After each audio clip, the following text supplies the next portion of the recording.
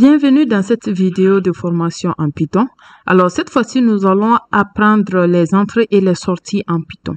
Alors, c'est quoi les entrées et les sorties? Les entrées et les sorties sont tout simplement des instructions qui permettent d'interagir avec votre ordinateur. Si, par exemple, je vous demande de m'écrire un programme qui va demander à l'utilisateur d'entrer son âge, puis qui va afficher l'âge de l'utilisateur, ce sont les entrées ce sont les entrées qui permettront à l'utilisateur d'écrire quelque chose au clavier et les sorties permettront d'afficher. OK? Donc là, cette fois-ci, nous allons utiliser notre PyCharm pour pouvoir écrire ce petit programme. Donc là, on va double-cliquer sur PyCharm. Et cette fois-ci, nous allons créer un nouveau projet. Donc, on va cliquer ici, Create New Project. Et là, je vais donner, par exemple, je vais mettre ici, entrée-sortie.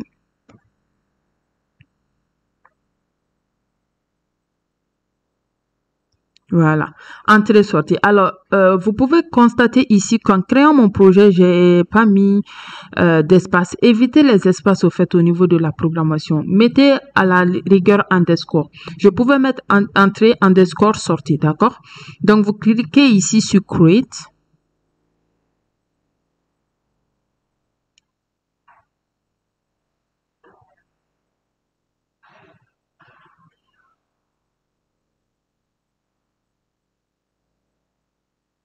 Là, on attend un peu.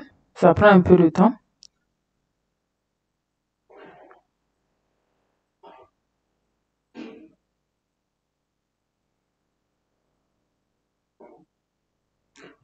Et voilà, donc ça vient de créer mon projet.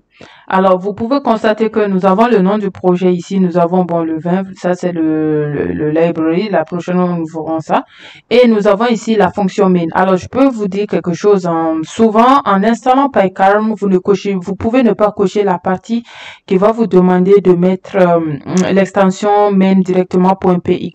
Donc, si vous ne cochez pas ça, vous allez voir que lorsque vous créez votre projet, le projet ne viendra pas avec le main.py.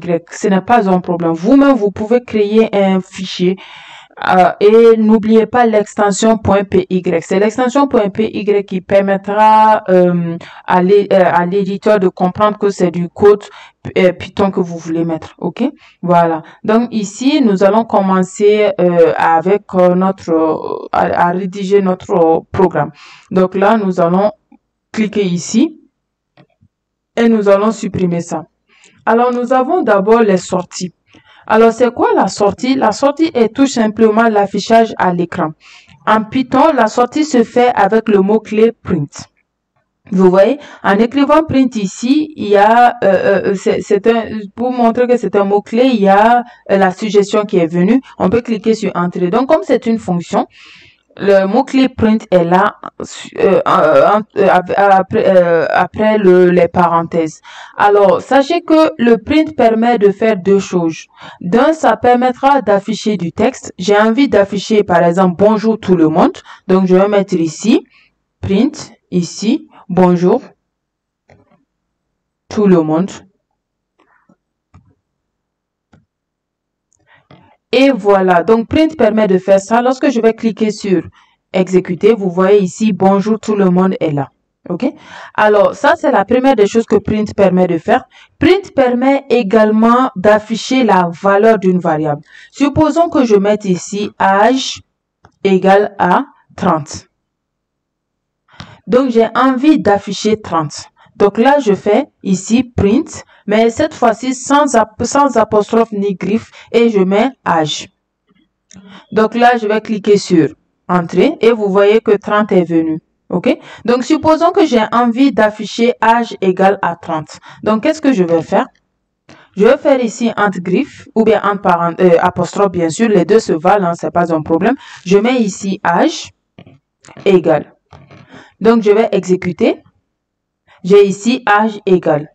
Donc, j'ai envie d'afficher maintenant âge égale 30. Je fais ce qu'on appelle la concaténation. Alors, c'est quoi la concaténation? La concaténation, c'est un opérateur qui permet de mettre deux chaînes de caractères ensemble. Si, par exemple, j'ai bonjour plus tout plus le plus monde je fais la concaténation et cette fois-ci, plus c'est la concaténation.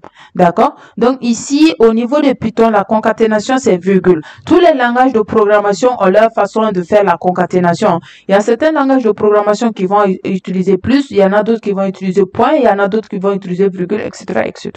Donc je mets ici virgule. Bon, ici, je vais vous montrer. Il y a deux façons de faire ici. Je peux également écrire d'abord print et je mets ici âge. OK? Voilà. Donc là, je vais exécuter. Vous voyez, âge égale à 30. OK? Donc, j'ai envie, par exemple, de mettre âge égale à 30 sur la même ligne. Alors, je peux mettre ici. Je vais effacer là.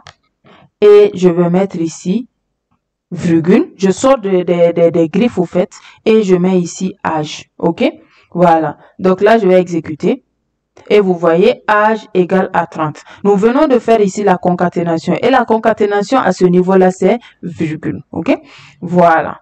Donc, voici un peu ce qu'on peut dire au niveau de l'affichage. Mettez-vous juste une chose en tête, c'est que la fonction afficher permet de faire deux choses. Ça permet d'afficher du texte. J'ai envie d'afficher âge égale, ouais, bonjour tout le monde. Je vais utiliser le print, mais attention, n'oubliez pas de les mettre entre griffes ou bien apostrophe. Ça permet également d'afficher la valeur d'une variable, c'est-à-dire le contenu d'une variable. Et là, vous allez juste mettre print, vous mettez le nom de la variable en question, mais sans pour autant mettre griffe. Si vous mettez griffe, ça va vous donner le nom de la variable en question, ça va pas lui donner, ça va pas vous donner le contenu. D'accord? Alors, ça, c'est un.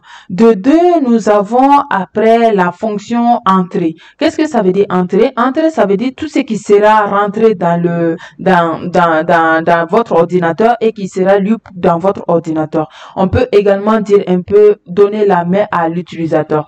Et cette fois-ci, c'est la fonction input.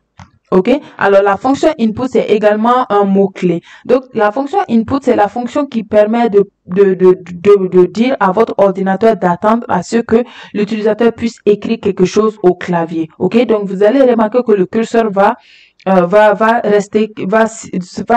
clienter. OK?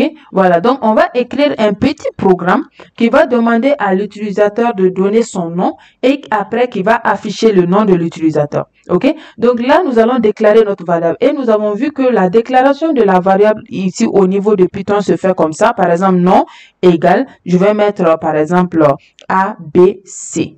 Mais le problème ici, c'est quoi? C'est que c'est pas à nous de mettre maintenant ABC. OK, c'est à l'utilisateur de mettre ABC parce que nous venons de dire que nous voulons donner la main à l'utilisateur. On veut permettre à l'utilisateur de donner la valeur qu'il veut, le nom qu'il veut, ainsi de suite. Donc, cette fois-ci, on va enlever un ABC et on va donner la main à l'utilisateur. Et je viens de vous dire que la fonction qui va donner la main à l'utilisateur, c'est input. Donc, on va écrire input et entre griffes, on va mettre le message qui permettra de mettre l'utilisateur, d'informer l'utilisateur, on va dire.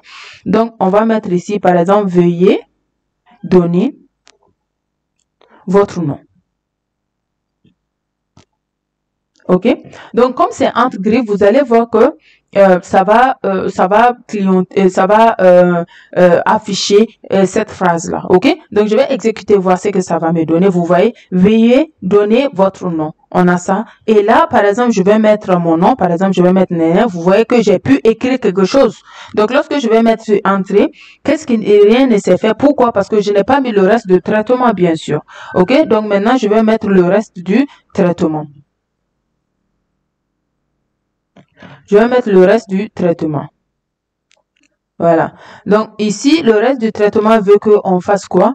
Veut qu'on puisse afficher le message bonjour, bonjour. Ça va donner le nom de l'utilisateur et bienvenue dans le code de Python. Donc, comment faire ça? On a la fonction print et nous avons vu que c'est la fonction print qui permet d'afficher. Vous allez peut-être vous dire que ici aussi, ça a affiché quelque chose. Oui, ça a affiché, mais attention, ça n'a pas que affiché.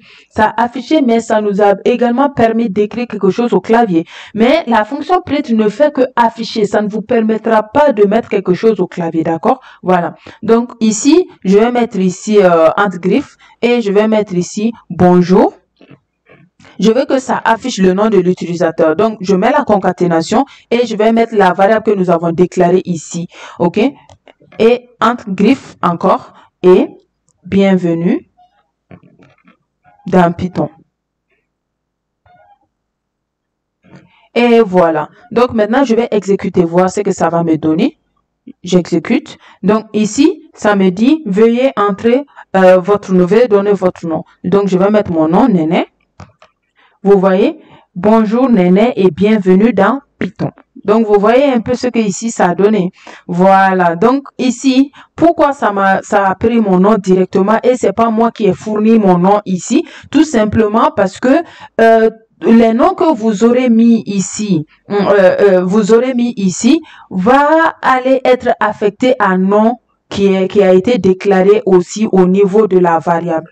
Donc, vous voyez, donc c'est pour cela que lorsque vous mettez encore le nom de la variable ici, ça va directement prendre le nom de la variable et ça va afficher. Nous avons encore, je le répète, la fonction print permet de faire deux choses. Ça permet d'afficher du texte. Ça permet également d'afficher la valeur de la variable. OK?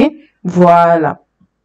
Donc, voilà un peu ce que nous pouvons dire au niveau des entrées et des sorties en Python. Alors, merci de m'avoir suivi.